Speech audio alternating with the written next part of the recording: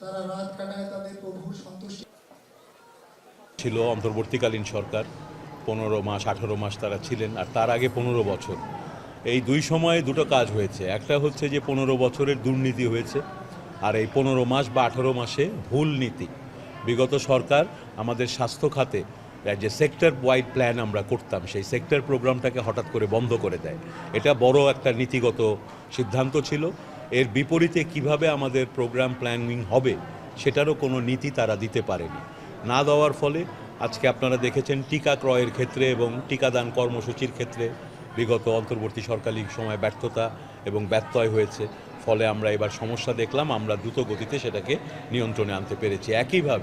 একইভাবে আপনার আপনি যেটা বললেন ফ্যামিলি প্ল্যানিং সেক্টরেও দেখা গেছে যে আগে যে অপারেশনাল প্ল্যান হতো সেই অপারেশনাল প্ল্যানগুলো বন্ধ হয়ে যাওয়াতে দীর্ঘদিন ধরে ওখানে একটা স্থবিরতা আছে।